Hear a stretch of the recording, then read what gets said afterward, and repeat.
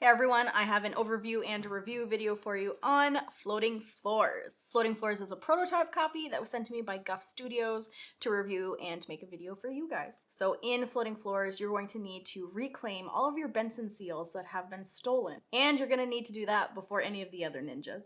Video. Why can't I get that? No. I'm going to redo that.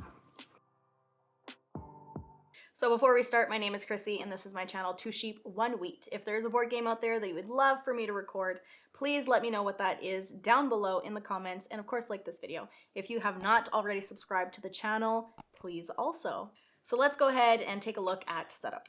So I have a 2-player game set up right here. If you were playing 3 players, you would need an extra 3 tiles and they would be placed as a 3x3 grid.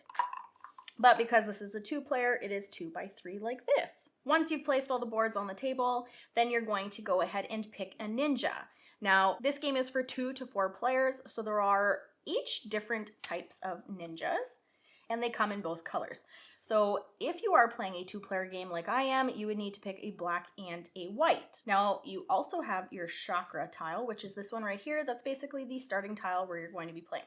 So you can pick wherever you want along the board to start, and you would place your chakras with your ninja on top. Then you take your Bensen seals, you shuffle them, and you randomly place them with the number side down, each player taking turns to place them around. So if black would go first, then white would go next, and so on. You place the dice near the board, and you place the Jitsu nearby in a supply. Each player gets 3 of each kind in their color. So there are 3 different shapes for your Jitsu. So black would end up with 3 of those, and white player would end up with 3 of the same kinds, just in white. And then the floorboards get placed over here. Now there are 2 different kinds, one with a little bit more white and one with a little bit more black. Because when you're playing this game, your ninjas move on only the color of their ninja. Now in Floating Floors, there are 2 different phases. There is phase 1, and that consists of rolling the 3 dice, collecting the Jitsu that are on here. So this one would be 1 black of this shape, you get a black cube, and a white triangle. Now that is collecting your Jitsu. Once you've started playing in the game, you can either take it from the supply, or you can take it from a terrain, you can take it from underneath of a floorboard, or you can take it from on top. Then comes phase 2, and that's when your ninja actually gets to move around the board. Now before you do that, you'll need to place your Jitsu.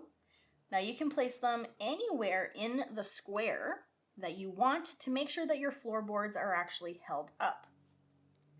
So you can place them anywhere in here as long as it is within the squares. Then you take the first floorboard and you place it on top. So placing your Jitsu, placing a floorboard, and then placing your ninja on it and moving around the board. Now, because I said the ninja can only step on white floor spaces, you'll need to keep some of your Jitsu so that you can place it on other tiles that are the opposite color, and your ninja will have to go on it. Now, you have to remember that you have to stop on every single tile, because if you fall and knock anything onto the floor, your turn is over and the next player in turn gets to rearrange that floorboard any way they want to. Now, if you make it to a location that has a Bensen seal, to collect this Bensen seal, you have to rotate the floorboard in the direction of the Bensen seal. This one is turning it clockwise. So you would need to pick it up, turn it, without knocking any Jitsu off or your ninja off. Then once you've flipped it, or turn it clockwise or counterclockwise, because some of them do have that as well, you can collect your Bensen seal.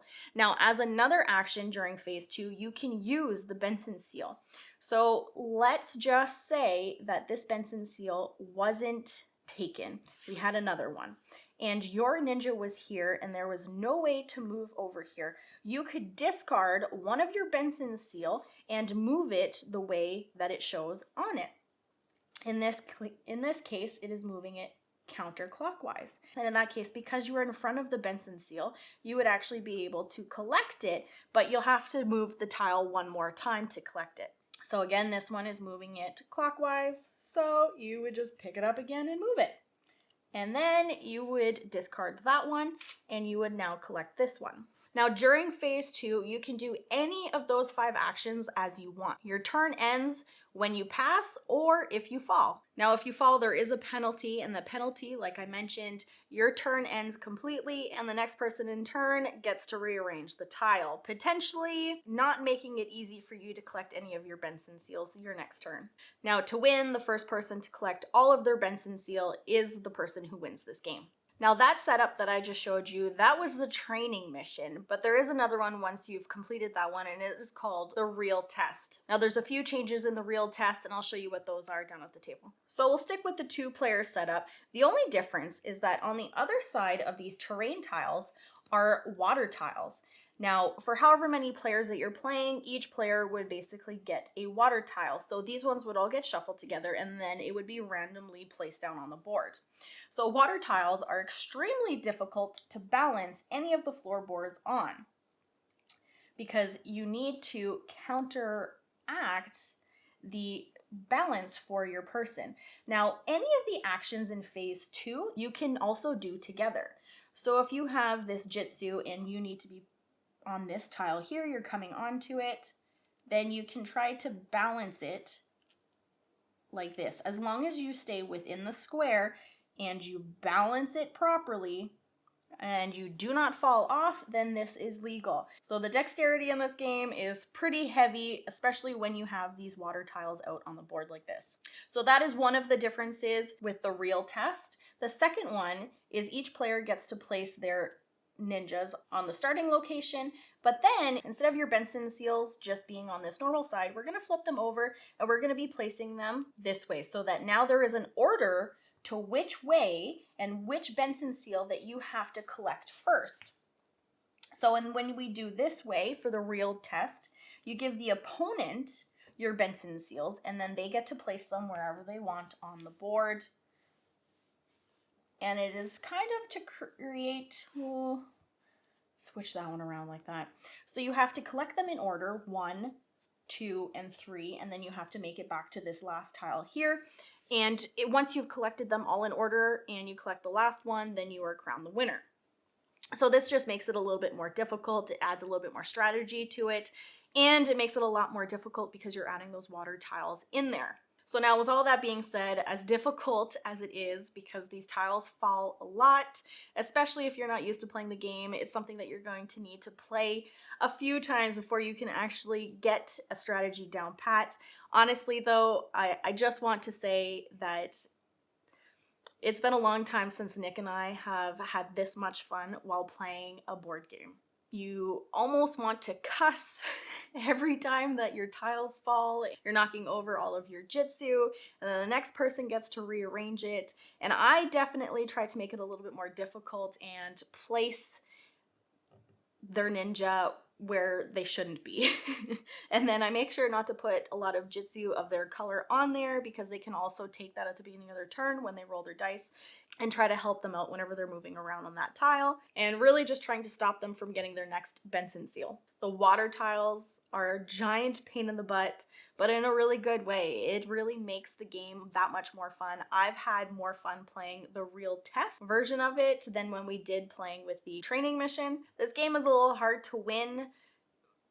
Dexterity, I don't even know if we've played many dexterity games, but this one is really fun, and I think it's a really unique theme that they've added with the ninjas and being really stealthy. You're only picking the same color floorboards that your ninja is, and just really stealthy, trying to move around, and how you're balancing the floorboards. Obviously the dexterity part of it, but it's all really fun. It's a really cool theme, and it's just really neat and different. I haven't played anything else like this, and Nick and I have had so much fun playing it, and I'm so happy that Guf Studios did send me this copy to review and to play, to be able to play it as well. Really fun and a neat experience. And I've also seen, because this is just a prototype and they have been posting online a lot, they have changed some of the artwork to match a little bit better with the cover art, and they're doing such a great job with it. So this isn't the final version. They're always tweaking it up and they're making it better, making it look better. And I did see a clip of the ninjas and what they're supposed to look like. I'm really excited to see this game once it's completely finished and see how much they've actually changed to it, but not change the gameplay, because the gameplay is fun. It's amazing. It's a lot of fun. Now the box says 20 to 40 minutes.